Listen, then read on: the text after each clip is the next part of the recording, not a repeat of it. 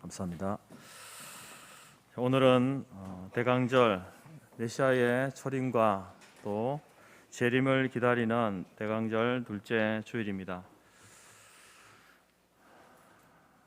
메시아 되신 예수 그리스도는 이 땅에 왕으로 오셨습니다. 그래서 우리는 그분을 나의 주, 나의 하나님, 나의 왕으로 믿고 섬기고 있습니다.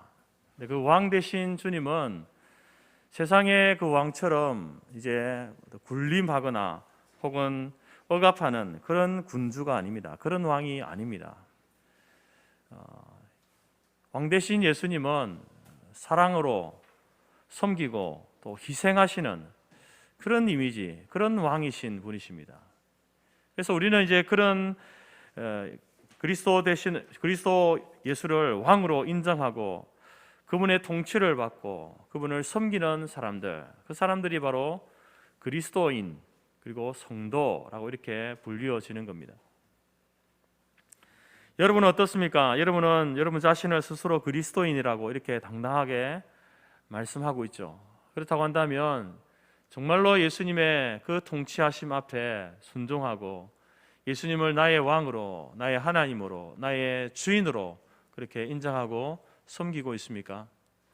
아니면 그냥 말뿐인, 말만 그리스도인이고 내 인생을 내 마음대로, 내 생각대로, 내 계획대로, 내 경험과 지식대로 그렇게 이끌어가고 있습니까? 주후 400년경에 아프리카 히포에서 이제 목회자로서 섬겼던 어거스틴. 이 어거스틴은 이제 그가 집필한 책 가운데에 신국론이라는 책이 있습니다. 신국론, 신의 나라, 하나님의 나라, 신의 도성이라는 그런 책이죠. 그 책에 보게 되면은 이 세상에는 많은 도시가 있는데 영적으로는 두 도시밖에 없다라고 말합니다. 하나는 하나님의 도성이고 또 하나는 땅의 도성입니다. 하나님의 도성은 세상 속에서는 핍박과 멸시를 받아서 위태위태하게 곧 멸망할 것처럼 보이는 도성이 하나님의 도성입니다. 그런데 결국에는 하나님의 도성이 바로 승리하고 성장한다라는 내용이고요. 땅의 도성은 사람들이 보기에는 늘 이기는 것처럼 보이지만 그러나 결국은 멸망하는 도성이 땅의 도성이다. 그래서 그 신국론에서는 그 하나님의 도성과 땅의 도성을 대조하면서 이렇게 이야기하고 있는 겁니다. 그리스도인은 이 땅을 살아가고 있습니다. 땅에 발을 딛고 살아가고 있습니다. 그러나 또 우리는 하늘에 속한 자입니다. 그래서 우리는 이 두 도성의 영향 아래 살고 있는 사람이 바로 그리스도인입니다. 우리는 세상 나라인 대한민국의 국민으로 살고 있습니다. 대한민국의 헌법을 지키고 그 법의 보호를 받으면서 삽니다. 그렇지만 또한 우리는 하나님 나라 백성으로 살아가고 있습니다. 그 하나님의 나라의 왕은 바로 예수 그리스도, 예수님이 왕이 되시고 하나님의 나라의 법은 바로 하나님의 말씀, 성경이 그 법입니다. 그래서 우리는 그 법인 성경 말씀, 하나님의 말씀에 순종하면서 살아가고 있는 것입니다. 그렇게 살 때에 우리는 하나님의 보호하심과 하나님의 인도를 받게 되는 것입니다. 이렇게 말하면은 어떤 분들은 이제 이 말을 오해해서 우리의 육신은 이 땅에 있으니까 이 땅에 세상의 법의 통치를 받고 세상의 법을 따라 살고 우리의 영혼은 이제 하늘에 속해 있으니까 영혼은 하나님 나라의 그 신의 도성의 법에 따라서 그 통치를 받고 사는구나. 그래서 이 육신과 우리의 영혼을 분리해서 생각하는 분들이 있습니다.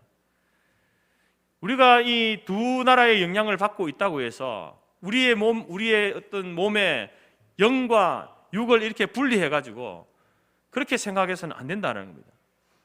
두 도성에 우리가 속해 있지만 그러나 온전히 우리가 통치를 받는 것은 하나님의 통치를 받고 있습니다. 하나님께서는 하나님의 그 통치는요, 저 하늘에만 있는 것이 아니라 보이지 않는 세계에만 있는 것이 아니라 보이는 세계인 이 대한민국, 이 땅 가운데서도 하나님의 통치가 있는 것입니다.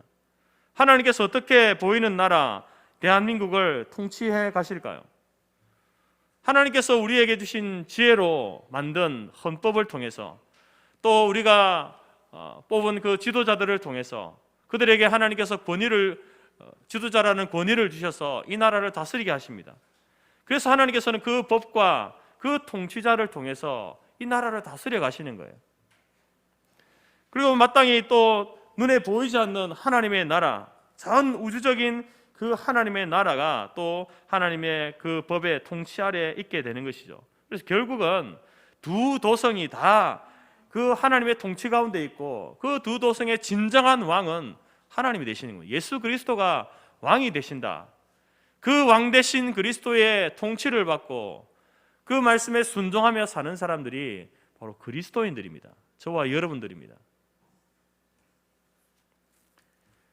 여러분, 이 땅에 나라가 없이 그들을 다스리는 지도자 없이 살아가는 사람들의 그 삶을 보게 되면 참으로 비참한 삶을 살고 있는 것을 우리는 잘 알고 있습니다. 나라 없이 살아가는 민족은 참으로 불쌍하죠. 왕이 없는 백성의 삶은 비참합니다. 왜냐하면 그 삶은 마치 울타리 없는 집과 같기 때문에 그렇습니다. 울타리가 없으면 이 맹수들이 찾아와서 그 집의 가축을 잡아가고 도적대와 강도대가 들이닥쳐서 그 재산과 생명을 위협해도 아무런 누구도 보호해 줄 수 없는 그런 신세가 되지 않습니까? 마찬가지로 이 땅을 살아가면서 나라가 없는, 그리고 또 그들을 다스리는 지도자가 없는 그러한 민족들은요, 그러한 비참한 삶을 살게 된다는 겁니다. 소위 여러분 보트 피플, 국제 난민들의 삶을 보게 되면 그러한 삶이죠. 그들은 무능한 나라, 무능한 왕, 그리고 지도자의 폭거를 피해서 고향을 떠나고 그리고 고국을 떠나온 사람들입니다. 그들에게는 어떠한 혜택도 어떠한 보호도 없습니다. 이제 스스로가 자기 자신이 자기를 지키지 못하면 그 생명은 파리 목숨에 불과한 그러한 목숨이다라는 겁니다. 그래서 유엔에서는 난민기구와 국제난민법을 만들어서 그들을 보호하려고 하는 것이죠.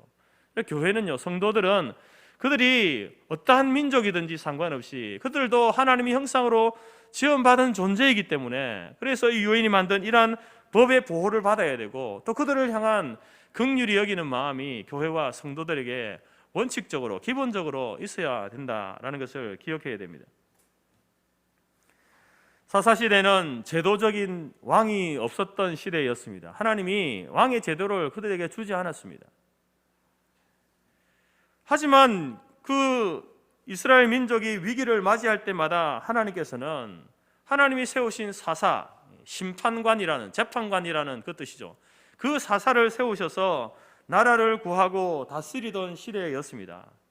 그러니까 왕이 없다고 해서 하나님께서 그 나라를 이렇게 그냥 내팽개에 친 것이 아니라 사사라는 그 사람을 세우셔서 그 나라를 다스려 가셨다라는 겁니다. 그래서 사사를 보게 될 때에 하나님이 여전히 이 나라를 다스려 가시는구나, 우리를 통치해 가시는구나 라는 것을 알 수 있는 존재가 사사였습니다. 그런데 여러분, 사사시대 백성들은요, 하나님을 왕으로 인정하지 않았습니다. 자기 생각, 자기 소견에 옳은 대로 행하며 살았습니다. 왕이 있는데도 왕의 통치와 보호를 받지 않겠다라고 선언하면서 살았다는 겁니다. 우리는 하나님의 보호, 하나님의 통치가 필요 없습니다. 그냥 우리 생각대로 우리가 우리 스스로를 보호하면서 살겠습니다 하던 시대가 사사 시대였다라는 겁니다. 하나님을 왕으로 인정하지 않고 그분의 통치를 받지 않고 살아가면 자유로울 것 같죠? 편할 것 같죠? 그렇지 않습니다. 여러분, 그것은 마치 멸망의 고속도로를 달리는 차와 같습니다. 망조로 가는 길입니다. 망하는 길입니다. 오늘 본문은 사사시대가 얼마나 허점투성이고 문제투성이었는지를 미가라고 하는 그 가정을 통해서 우리에게 말씀하고 있습니다. 하나님을 왕으로 인정하지 않는 시대, 하나님의 법의 통치를 받지 않는 인생의 비참한 결말을 보여주고 있는 것입니다. 첫 번째 망조는요, 신앙의 타락에서 도덕적인 타락으로 이어지는 겁니다. 에브라임 산지에 17장 1절부터 보게 되면 에브라임 산지에 미가라고 하는 사람이 살고 있었습니다. 이 사람의 이름은 미가 예후. 그 의미는 뭐냐? 하나님과 같은 분이 어디 있는가? 누구인가? 라는 말입니다. 다시 말해서 여호와 하나님 같은 분은 이 땅에 존재하지 않는다. 그 하나님이 유일하신 분이다. 이런 아주 신앙적인, 아주 경건한 이름입니다. 그 이름을 가지고 있는 이 미가, 그 집은 대단한 부자였습니다. 근데 미가의 행위를 보게 되면 그 이름과는 전혀 상반된 삶을 살죠. 자신의 어머니의 돈을 몰래 훔치는데 돈 은 1,100을 훔치게 됩니다. 그러면 이 돈이 얼마만큼의 돈이 되는가? 뒤에 말씀에 보게 되면 제사장의 1년 사례비를 은 10개를 줬다라고 하죠. 물론 그것도 턱없이 부족한 돈입니다. 그렇지만 그 기준으로 보게 되면 은 1,100은 바로 그 사람의 110년치의 월급입니다. 어마어마한 돈이라고 할 수 있습니다. 수십억에 해당하는 돈입니다. 근데 그 집에 그 은 1,100개만 있었겠습니까? 더 많은 그러한 재물들이 있었겠죠. 그 중에 일부를 훔쳐낸 겁니다. 그것이 바로 은 1,100개였습니다. 미가의 어머니는 자신의 그 거액의 돈이 없어지자 이제 훔쳐간 사람이 누군지 모르니까 그 사람을 향해서 여호와의 이름으로 저주를 퍼붓습니다. 집 안에서도 집 밖에서도 만나는 사람들마다 그 자식들에게도 여호와의 이름으로 저주를 퍼붓습니다. 미가는 그 저주가 자신에게 임할 것을 두려워하여서 자기가 훔쳤다라고 말하고 그 돈을 어머니에게 돌려주게 됩니다.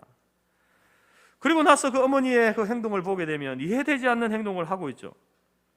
바로 돈을 다시 돌려받은 그 어머니는 그 아들을 축복하는 그런 모습을 보입니다. 2절 말씀에 보게 되면 내 아들이 어머니 여호와께 복 받기를 원하노라. 아들이 돈을 훔쳐갔습니다. 어마어마한 돈을 훔쳐갔습니다.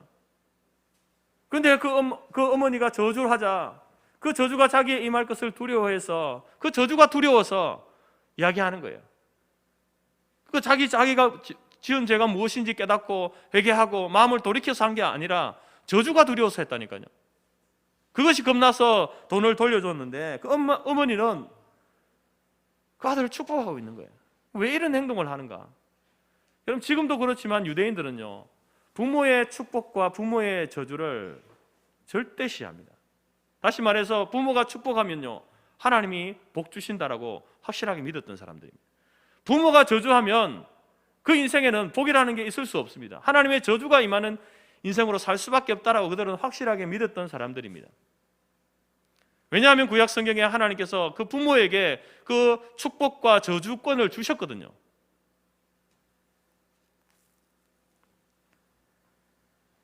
이것을 잘 아는 그 아들이 그 어머니가 진범을 모르는 상황에서 진심으로 저주하니까 자기 앞에서도 저주의 말을 내뱉으니까 두려운 겁니다. 하나님의 저주가 정말로 자기 인생 가운데 임할 것 같아서 두려워서 그렇게 해서 이제 자기가 돈을 훔쳤다고 이실직고하고 돈을 돌려주었던 겁니다. 돈을 돌려받은 어머니는 어떻습니까? 지금까지 자기가 내뱉었던 그 모든 저주가 이제 누구에게 돌아가게 됐습니까? 자기 아들이 돈 훔쳐갔으니까 자기 아들인지 모르고 했지만 자기 아들이 저주를 다 받게 생겼습니다. 그래서 훔쳐간 그것에 대해서는 가타부타 말하지 않고 곧 이어서 그 퍼부은 저주를 없애기 위해서 아들을 축복하고 있는 겁니다. 내가 여호와의 이름으로 저주를 했는데 이 저주를 없애려면 어떻게 해야 되겠습니까? 그에 상응하는 축복을 줘야 되는 거예요. 축복의 말을 해줘야 되는 겁니다. 그러면은 그 저주와 축복이 이렇게 상쇄되어져 가지고 이제 저주가 없어질 것이다 라고 이렇게 생각했던 모양입니다. 그러나 여러분 이러한 행위들은요 정말 망령된 행실입니다. 자기에게 나쁜 일이 있으면은 여호와의 이름으로 저주하고 또 그것이 해결되고 좋아지면은 또 여호와의 이름으로 축복하고 여호와의 이름을 망령되이 일컫는 그 죄를 이 여인이, 이 어머니가 범하고 있는 겁니다. 여러분 그가 여호와의 이름을 내뱉을 때에 그 하나님에 대한 여호와 하나님에 대한 일말의 경외심이 있었겠습니까? 없었습니다. 그냥 하나님, 여호와 하나님은 마치 그 당시에 주변의 나라들이 섬기는 이방신들처럼 그런 존재입니다. 자기가 필요하면 갖다 쓰는 거죠. 자기 마음대로 부리는 그런 존재로 생각했던 겁니다. 하나님의 이름을 모독하는 거예요. 신성 모독의 죄를 짓고 있는 겁니다. 이것뿐만이 아니죠. 그의 윤리관이 어떻습니까? 그 어머니의 윤리관이 어떻습니까? 심각한 문제가 있습니다. 도둑질한 자식이 있습니다. 명백하게 자기가 그 훔쳤다라고 이야기하고 돈을 내놓지 않습니까? 그러면 무엇을 먼저 해야 됩니까? 자기가 뱉은 그 저주가 자식에게 돌아갈까 두려워서 축복의 말을 내뱉어야 됩니까? 아닙니다, 여러분. 그 죄가 무엇인지를 이야기하고 그들을 징책하고 징계하고 질책해야 하는 것이 부모의 마땅한 도리죠. 그러나 그렇게 하지 않습니다. 오히려 책망하기 전에 그를 축복하는, 그 아들을 생각하는 마음으로, 사랑하는 마음으로 했는지는 모르겠지만 그건 사랑이 아닙니다. 아들을 망치는 길이죠. 망하게 하는 길입니다. 그리고 여기에 그치지 않습니다. 그 돈 중에 은 200을 가지고 자기 아들을 위해서 우상을 만듭니다. 그리고 그 우상을 자기 집 안에 있는 신당에다가 그렇게 모시는 거죠. 여러분, 미가의 집은요, 집 근처에는 그 당시에 성소가 있었던 실로가 그 주변에 있었습니다. 사실상 하나님께 제사하고 하나님을 예배하기 위해서는요, 그 실로로 가면 되는 겁니다. 그런데 굳이 집에다가 신당을 만들어 놓은 거예요. 모르겠습니다. 그 재산을 과시하기 위해서 했는지도 모르죠. 아니면 어쩌면은 신앙의 편리주의, 그 거리까지 가는 것이 귀찮으니까, 힘드니까 편하게 신앙생활 하려고 그렇게 했는지도 모르겠습니다.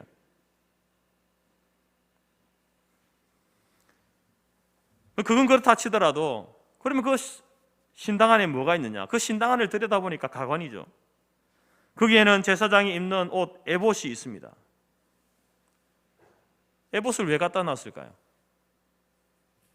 여러분, 우리가 잘 아는 것처럼 에봇에는요, 그 앞에 우림과 둠밈이라는 게 있습니다. 판결의 패라고 부르는데, 그것은 이제 하나님의 뜻을 물어볼 때에, 백성들이 하나님의 뜻을 물어볼 때에 그 우림과 둠밈을 통해서 하나님의 뜻을 이제 분별해내던 것이었습니다. 그러니까 에봇을 갖다 놨다는 것은 그거 가지고 하나님의 뜻을 알아보겠다는 거죠. 그럼 뭔가 이 하나님의 뜻을 더 사모하는구나, 그런 의미가 아닙니다, 여러분. 그 옷 가지고 점치겠다는 거예요. 점치면서 정말 하나님의 뜻이 무엇인지는 관심이 없습니다. 그것 가지고 자기가 원하는 대로 이게 하나님의 뜻이야, 이렇게 하고 싶은 겁니다. 그래서 갖다 놓은 거예요. 그리고 그 안에다가 또 이방의 우상인 복을 가져다 준다라고 하는 드라빔도 갖다 놓은 겁니다. 심지어 자기 아들 중에 하나를 그 신당의 제사장으로 삼았습니다. 여러분, 제사장은 누가 합니까? 제사장을 레위 지파 가운데서 아론의 자손 중에서 세워야 하는데 그냥 아무나 세워놓은 거예요. 신당이 있으니까, 신당에는 제사장이 있어야 되는데 그 제사장 역할 할 사람이 없는 겁니다. 그러니까 자기 아들 중에 아무나 하나 세워놓은 거예요.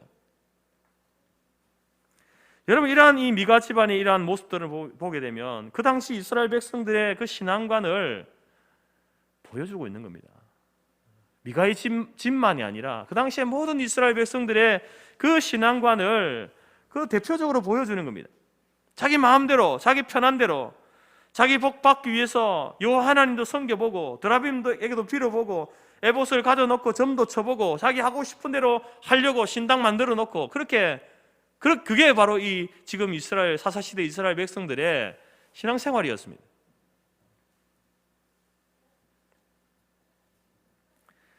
여러분, 미가의 가정은 정상적인 방법으로 하나님을 섬기고 있는 것이 아닙니다. 목적은 단 하나밖에 없습니다. 복을 받는 것. 그 복을 주시는 분이 여호와 하나님이면 좋고, 또 이방신들이 섬기는 그 신들이 우리에게 복을 줘도 좋은 겁니다. 그냥 복만 받으면 되는 거예요. 하나님의 방법이 무엇이고 하나님의 뜻이 무엇인지는 관심이 없습니다. 자기 생각과 자기 방법대로, 그 당시에 유행하는 방법대로 그냥 하나님을 섬기고, 그 관심은 오직 돈 때문에 저주하고 돈 때문에 축복하는 겁니다. 그런 시대적 상황을 6절 말씀이 정확하게 표현하고 있는 겁니다. 그때에 이스라엘에 왕이 없었으므로 사람마다 자기 소견에 옳은 대로 행하였다. 여러분, 그 시대의 신앙적 타락의 원인은 다른 것이 아닙니다.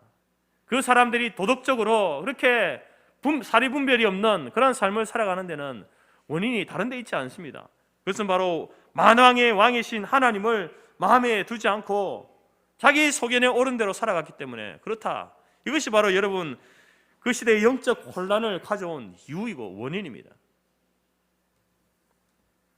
성도 여러분, 예수님을 믿는다는 것은 무슨 말입니까? 예수님을 믿는다는 말이 무슨 말입니까? 예수님을 믿는다는 말은 예수님을 나의 구주, 나의 왕으로 고백하는 겁니다. 예수님이 나의 삶의 이유이고 삶의 목적입니다. 이렇게 고백하는 게 예수를 믿는다는 겁니다.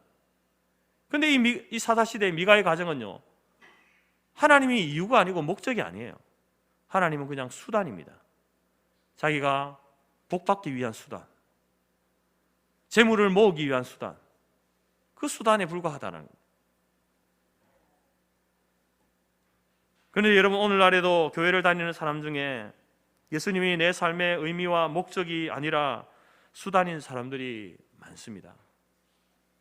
참으로 많습니다.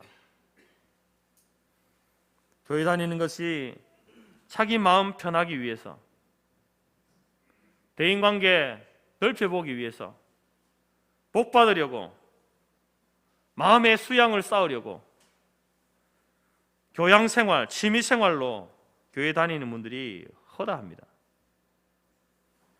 여러분, 그런 목적을 가지고 교회에 나오면요, 교회 나올 필요가 없습니다. 절에 가는 게 더 좋습니다. 절 얼마나 좋습니까? 조용하고 사람도 없고 공기도 좋고 얼마나 좋습니까? 그런 목적으로 교회 오시는 분들은요, 교회 오지 말고 절에 가십시오. 대인관계 여러분 넓히길 원하십니까? 교회 오지 마시고 그냥 그 라이온스 클럽 그런 데 가입하십시오. 대인관계 정말 좋아집니다. 취미생활 여러분 그냥 문화센터 가시면 됩니다. 문화센터 얼마나 여러분 다양한 취미를 배울 수 있습니까? 할 수 있습니까? 굳이 왜 교회를 와서 그런 생활을 하려고 하는지 도대체 이해가 할 수 없습니다. 이런 목적으로 교회를 다니니까 자기 뜻대로 안 되면 쉽게 교회를 떠나는 거예요. 교회를 바꿔버리는 겁니다. 하나님이 수단인데 그 자기가 생각하는 그 목적이 이루어지지 않으면요, 쉽게 교회를 바꿔버리는 거예요.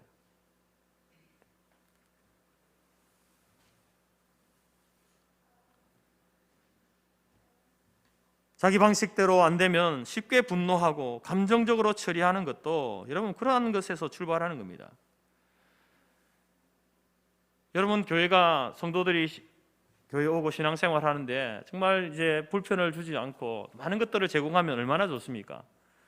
그러나 여러분, 그렇게 되지 않는 교회들이 대부분 아닙니까? 대형 교회나 그렇지 여러분 대부분의 교회들은 다 불편합니다. 신앙생활 하기가 정말 힘들고 불편합니다. 우리 교회만 해도 그렇지 않습니까? 주차 어디 여러분 이곳에 주차할 데가 어디 있습니까? 그런 불편함을 가지고 있음에도 불구하고, 그럼에도 불구하고 교회를 나오는 것이 그 참된 신앙을 가지고 있는 것이죠. 조금 불편하면 이 교회 안 되겠다, 내가 신앙생활 불편하니까 다른 교회 가야지 이런 식으로 하는 것은요, 여러분 오늘 이 미가의 가정이 보여주고 있는 그 모습을 보여주고 있는 거예요. 자기는 아니라고 하지만 그게 여러분 그 모습 아닙니까? 똑같은 모습인 거죠. 교회가 재미가 없답니다. 교회를 재미로 옵니까? 물론 은혜도 있고 재미도 없으면 더 좋지만 여러분, 재미없다고 교회 옮기는 사람은요, 그 재미있는 교회로 가서 얼마 못 견딥니다. 왜? 그 교회도 조금 있다가 재미가 없어질 거거든요.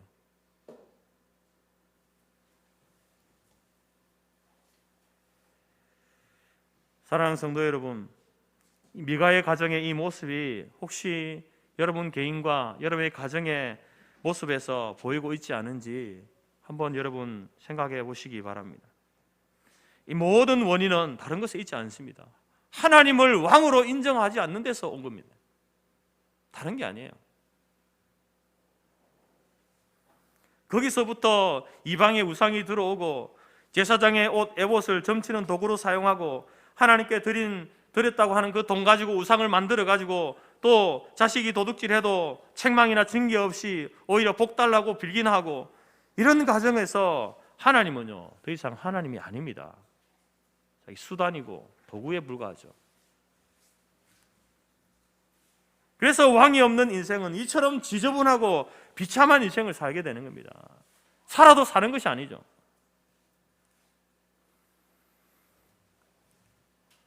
우리 성토교회에 속한 모든 성도들은 하나님을 왕으로 인정하고 그분의 통치 속에서 질서 있고 청결하고 고상한 삶을 살아가는 우리 교회와 우리 모든 성도들이 될 수 있기를 간절히 바랍니다. 두 번째로 왕이 없는 인생의 비참함은요, 종교 지도자의 세속화에서 백성들의 세속화로 이어지는 것을 보게 됩니다. 여러분, 사사시대에는요 떠돌이 레위인들이 많았습니다. 7, 8절 말씀에 그것을 우리에게 보여주고 있는데, 유다 가족에 속한 유다 베들레헴에 한 청년이 있었으니 그는 레위인으로서 거기서 거류하였더라. 그 사람이 거주할 곳을 찾고자 하여 그 성읍 유다 베들레헴을 떠나 가다가 에브라임 산지로 가서 미가의 집에 이르매. 여러분, 레위인들은 가나안 땅 분배받을 때에 땅을 분배받지 못했습니다. 왜냐하면 레위인들은 땅을 분배받는 것이 아니라 레위인으로서 해야 될 일이 있었기 때문에 그렇습니다. 그래서 48개 성읍으로 흩어져서 하나님께서 그들을 흩으셨는데, 그 이유는 바로 그곳에 가서 너희들이 이스라엘의 영적 지도자의 일을 해야 된다, 그게 목적이었습니다.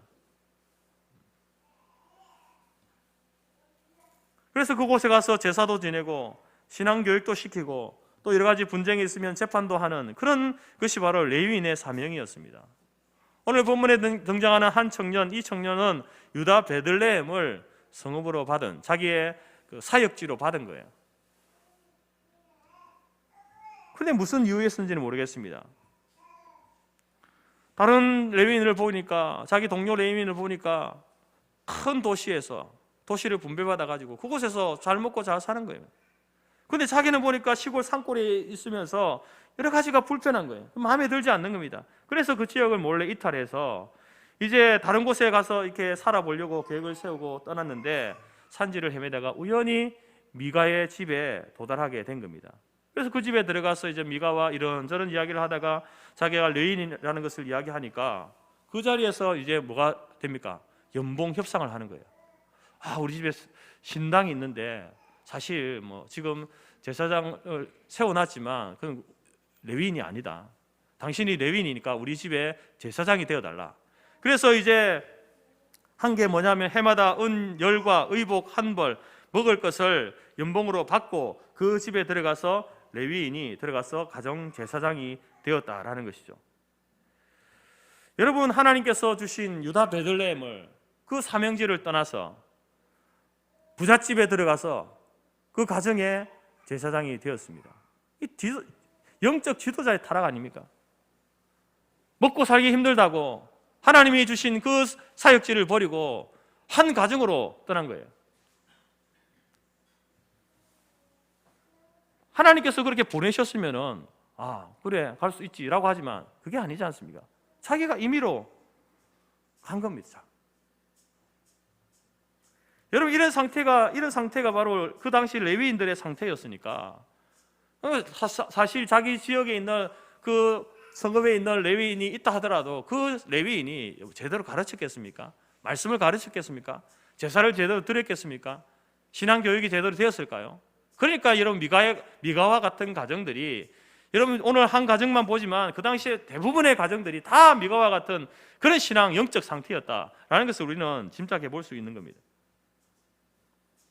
그래서 돈 있는 사람은 자기 집에다 신당 만들고 각종 우상을 갖다 놓고 아무나 제사장으로 세워가지고 그렇게 마치 하나님을 섬기는 것처럼, 우리가 이렇게 하니까 하나님 복 주십시오, 이렇게 하고 있었다는 겁니다. 그런데 우스운 모습은요, 이 지도자들의 문제도 있지만 또 우스운 모습은 뭡니까? 미가 집안의 사람들이죠. 그 집안에 이제 혈통상 레위인이 왔잖아요. 자기 집의 제사장이 되었습니다. 그것을 얼마나 기뻐하고 있습니까? 13절 말씀해 보니 이에 미가가 이르되 레위인이 내 제사장이 되었으니 이제 여호와께서 내게 복 주실 줄을 아노라.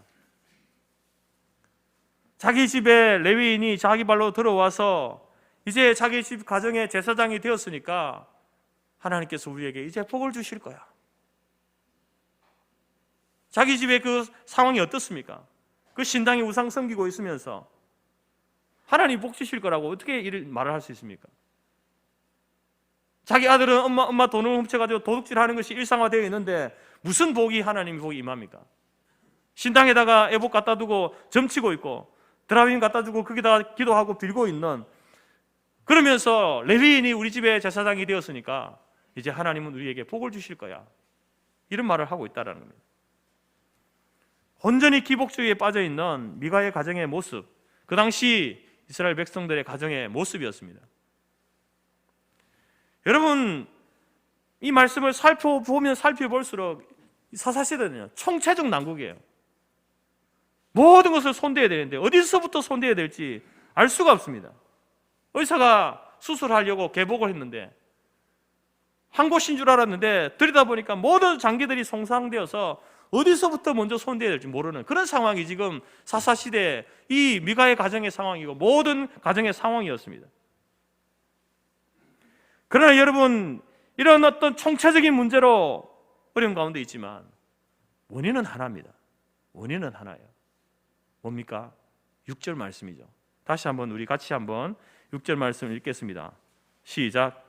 그때에는 이스라엘에 왕이 없었으므로 사람마다 자기 소견에 옳은 대로 행하였더라. 성도 여러분, 기독교 신앙이요 아무것도 아닌 것처럼 보이죠. 그러나 여러분, 기독교 신앙은 우리에게 전부입니다. 기독교 신앙이 무너지면요 우리의 인생의 모든 것이 다 무너지게 되어 있습니다. 목사님 교회 떠나도 잘 살던데요, 잘 사는 것처럼 보이죠.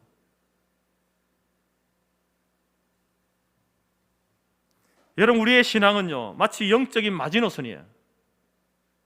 마지노선이 뭡니까? 거기가 무너지면 다 무너지는 거예요. 다른 것들이 무너져서 무너지는 것이 아니라 우리의 신앙이 제대로 서 있지 못하고 거기가 무너지면요 우리의 삶의 전반이 다 무너지게 되어 있습니다.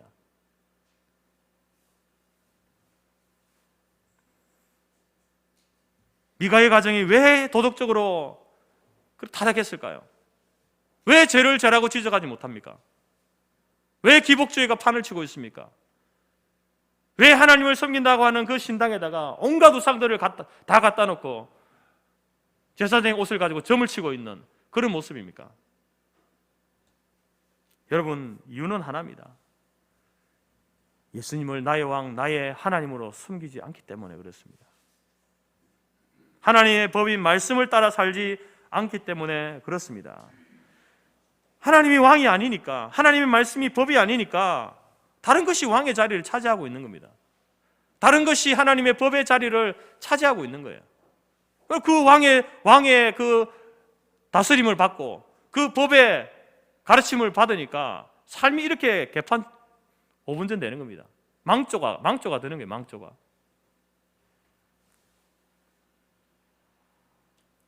여러분, 예수님이 왕이 되고 예수님이 주인이 되는 그러한 인생과 예수님이 우리 인생의 왕이 되지 않고 예수님이 주인이 되지 않는 인생은요 판이하게 다릅니다.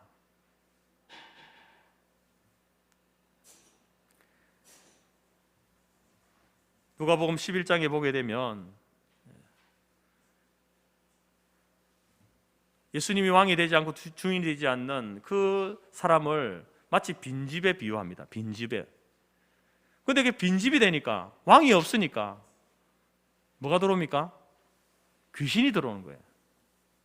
사단이 그 집에 주인 노릇하는 거예요. 마귀가 그 인생을 이렇게 다스리는 거예요. 여러분, 우리가 하나님을 왕으로 섬기지 않으면요, 하나님을 왕으로 인정하지 않고 그 법을 따르지 않으면 다른 것이 들어오게 되어 있습니다. 세상의 것들이 들어와서 왕노릇하고 우리를 다스려가는 거예요. 그럼 우리는 그것도 모르고 내 인생이 이제 정리가 되겠구나, 바른 다스림을 받겠구나 라고 살아가지만 망조로 가게 된다는 것입니다.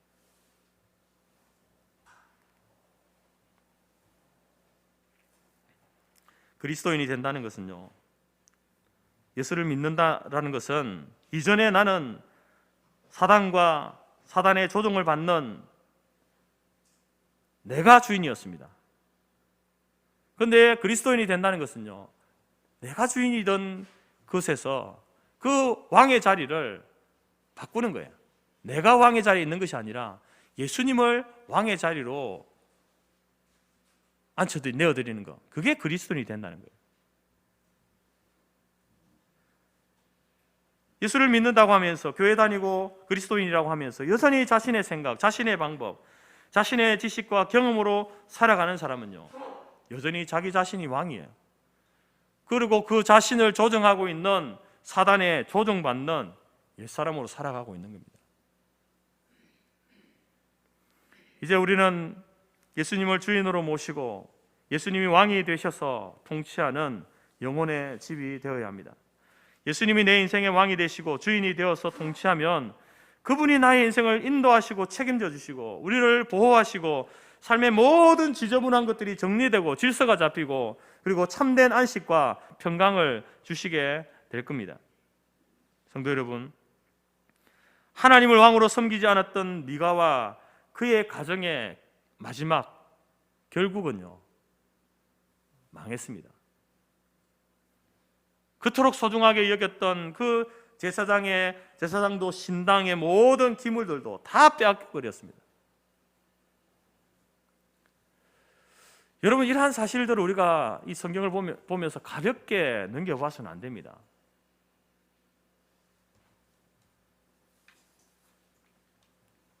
오늘 살아가고 있는 우리 사랑하는 성토교회 모든 성도 여러분, 여러분들의 인생의 주인은 누구입니까? 여러분 인생의 왕은 누구입니까? 여러분의 가정의 왕은, 주인은 누구입니까? 우리의 인생의 주인은요, 예수 그리스도가 되셔야 됩니다. 예수 그리스도를 그 주인의 자리에, 왕의 자리에 우리가 인정하고 그분을 왕의 자리로 올려놓아야 됩니다. 우리 가정의 주인도 예수 그리스도가 되어야 됩니다. 그분의 말씀의 통치를 받아야 여러분 우리가 살 수 있습니다. 교회나 국가도 마찬가지입니다. 그렇지 않으면 각자 속인에 옳은 대로 행해서 내가 우상을 섬기고 싶으면 섬기고 도둑질하고 싶으면 도둑질하고 레위인이지만 하나님이 세우신 그 사명지를 내가 싫으니까, 내가 불편하니까 마음대로 떠나고, 그래서 가서 원하는 데 가서 연봉 협상하고 그 지역의 가정의 제사장이 되어서 돈 많은 집의 가정 제사장이 되어가지고 살아가는 거, 그거 당연하게 여기는 겁니다. 이러한 모습들이 망조라는 거죠. 망조. 오늘 왕이신 그리스도 예수를 기다리는 대강절을 지나면서 우리 스스로 다시 한번 자문합시다. 하나님 앞에서 스스로에게 한번 질문해 보십시오. 나를 지배하고 있는 왕은 무엇인가? 누구인가? 나는 나를 내 인생의 주인으로 내가 나를 지배하면서 살고 있지 않은가? 하나님께 물어보시기 바랍니다. 나는 과연 하나님을 주인으로 인정하고 예수님을 왕으로 인정하고 그분의 말씀에 순종하려는 그런 왕의 하나님의 백성다운 삶을 살고 있는지 질문해 보시기 바랍니다. 여러분의 삶에 수많은 선택과 결정에 있어서 과연 여러분 하나님께 질문합니까? 묻습니까? 하나님, 무엇이 하나님의 뜻입니까? 묻고 합니까? 아니면 그냥 경험을 따라서 이전에 해왔던 대로 그렇게 살아가고 있습니까? 하나님 말씀보다는 세상의 이데올로기나 그러나 세상에서 배운 논리, 학교에서 배운 그러한 지식, 그것을 더 앞세우고 있지 않은지 자문해 보시기 바랍니다. 우리는 그리스도이신 예수님을 나의 주, 나의 왕으로 인정하고 고백하며 그분의 말씀을 쫓아가는 사람들입니다. 그렇게 살 때에 그 인생이, 그 가정이, 그 교회가, 그 나라가, 민족이 복받고 복될 줄 믿습니다. 우리 모두 세상과 마귀를 따라가는 망조의 길, 그 길을 가는 자들이 아니라 우리를 진정으로 흥하게 하실 예수님을 따라가고 그분의 말씀이 나를 지배하고 하나님의 영이 내 인생을 지배하는 삶을 살아가는 복된 인생들로 살아가는 우리 교회와 모든 성도들이 되시기를 주님의 이름으로 축복합니다. 기도하겠습니다. 하나님 감사합니다. 사사시대에 이 미가의 가정을 통해서 망조로 가는 인생이 어떤 인생인지 우리로 하여금 보게 해주셨습니다. 하나님을 왕으로 인정하지 않고 자기 소견에 옳은 대로 살아갈 때에 우상을 섬기는 것도 도둑질하는 것도 세상의 온갖 잡다한 것들을 다 끄집어 와서 그것이 우리에게 물질적인 유익만 준다고 한다면 만사 오케이라고 생각하는 그러한 허황된 삶을 살아가고 있는 미가의 가정을 바라보면서 하나님, 오늘 우리 자신의 삶을 돌아봅니다. 우리의 가정을 돌아보고 우리 교회를 돌아봅니다. 나는 과연 예수님을 나의 왕으로 인정하고 있는가? 예수님의 그 말씀 앞에 온전히 순종하며